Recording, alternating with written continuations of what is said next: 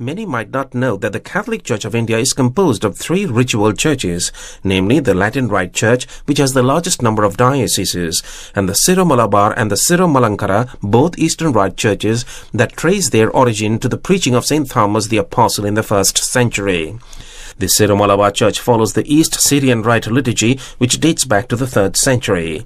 And one of these Syro-Malabar Catholics is our guest today, Father Joseph Palackal, a member of the Congregation of the Carmelites of Mary Immaculate, CMI, who is working in the Archdiocese of New York. Hailing from Kerala, he is an ethnomusicologist, singer and composer with special interests in the musical traditions of Indian Christians. Also the founder and president of the Christian Musicological Society of India, Father Palackal is trying to revive the ancient Syriac or Aramaic chant in the Syro-Malabar Church, which he says is being threatened with extinction following the introduction of the vernacular in the 1960s. And the main thrust of his effort is the Aramaic Project. Among Father Palackal's several qualifications is a master's and a doctoral degree in ethnomusicology from the City University of New York in the United States. In an interview to Vatican Radio, he began by explaining his interest in ethnomusicology. The research for the dissertation helped me to delve deep into the tradition. And I realized not many people know about this tradition in the West. And so I took it up as my responsibility to tell the world that this is a unique tradition. It is a cultural heritage of humanity. It needs to be preserved. It needs to be revitalized, because in 1962, the Syro-Malabar Church vernacularized the liturgy. Until 1962, the liturgy was in Aramaic, Syriac. As a young boy, I served Mass. And you still remember those prayers? Yes, yes. Avund Vasmaya and Askandashma, they say Malkusa. And like we in our childhood, we were used to Latin prayers, and we never understood what they said. Exactly. And our people said the rosary, and they sang songs in during the Mass. During the Mass. We didn't really understand what we were saying.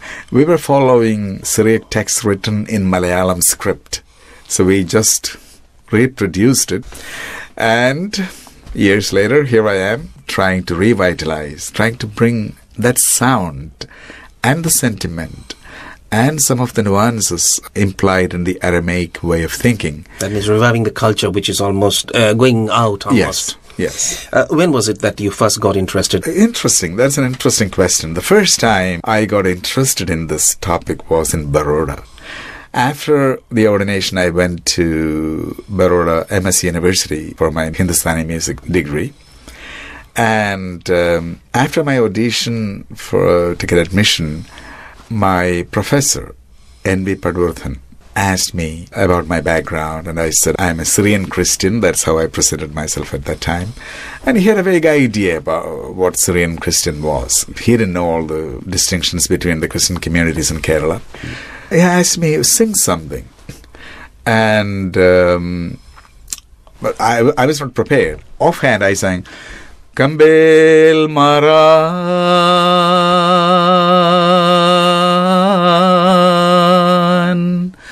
Han Kurbana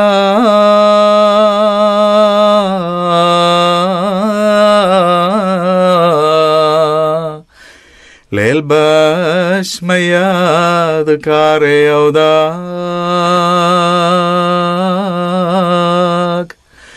Bahai Manusa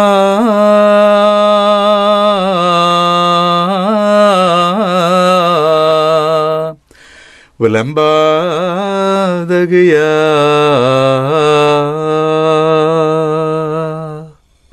He heard it and sat there silent for a few seconds.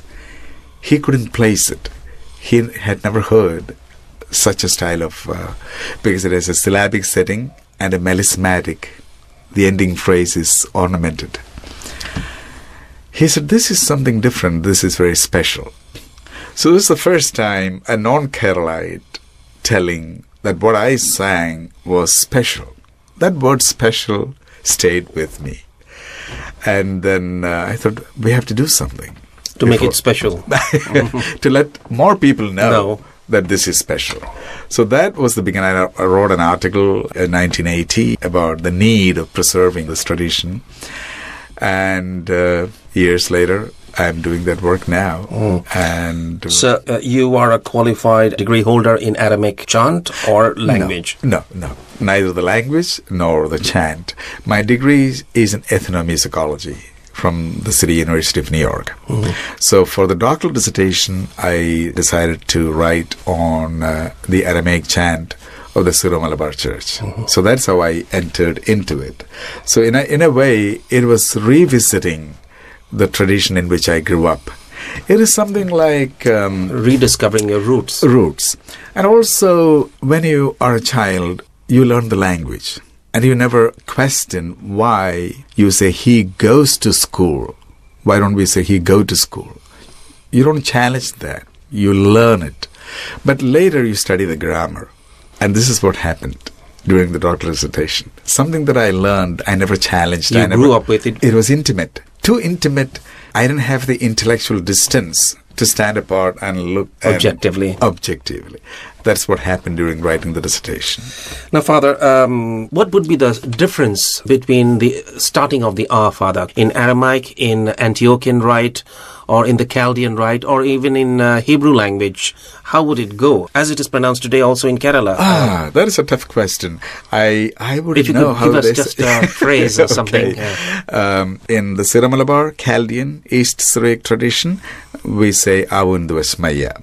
Avun, our father. Abba, Avun Dvasmaya. In the Antiochian tradition, I think they say Avun Dvasmayo. Hebrew, I don't know. So, as you see, it is a matter of slight change in the pronunciation, but the basic root is the same. And in the Malabar liturgy, how would it go? Avun Dvasmaya. Okay. Yes, that is it. Now, before we go further, let me point out one thing. When Mel Gibson made the movie The Passion of Christ, he used Aramaic. Yes, that's how people in America and other parts of the world, the word Aramaic came back to them through that film. So the film was a big promoter of the language. Where does India enter into this scenario? Yes, excellent. Well, Kerala, South India was connected with the Middle East through the spice trade. And it was all possibility that St. Thomas joined one of the trade ships and came to Kerala.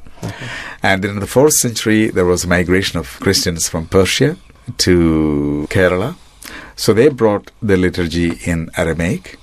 And until 1598, we used to have bishops from the Middle East. And so the liturgy continued. The language continued.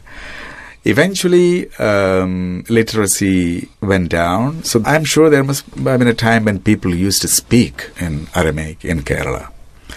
Slowly it went down, but we are trying to bring it back to the experience of the new generation. So it is a very, very strong connection. And what's this great Aramaic project concerned about? Is it just the language, or is it music, chant, culture, everything included? Yeah. When I started the Aramaic Project in 2013, my primary concern was music, because I noticed older people carried with them memories of melodies, and those melodies would die with them. So I went with a video camera and recorded their melodies and asked them to speak about their experiences.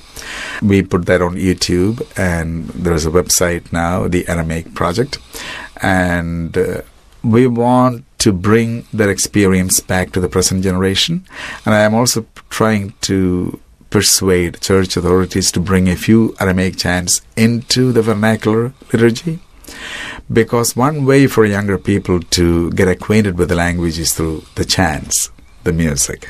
So, for example, the Trisagion, Kandisha laha, Kandisha hailsana, Kandisha la mayosa esrahamalain. Holy God, Holy Mighty One, Holy Immortal One, have mercy on us. How is this project being run? Do you have a fund for it? Right now it is mostly my parishioners the St. Stanislaus Kostka and Transfiguration parishes in Maspeth, New York. So it's a single man's crusade? They appreciated my attempt, and Father Paul Wood, the pastor of these two parishes, allowed the people to donate to the project. That's how we started it.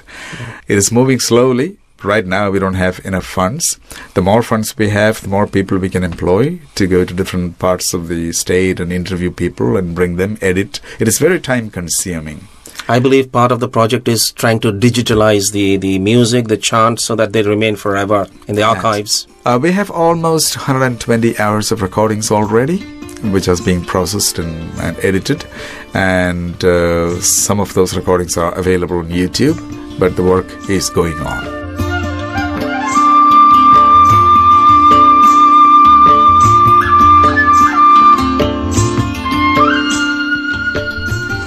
That was Indian Carmelite Mary Immaculate priest Father Joseph Palackal, who is trying to revive the ancient Syriac chant in the Syro-Malabar Catholic Church. This has been The Backgrounder, a weekly feature of Vatican Radio's English service for Asia.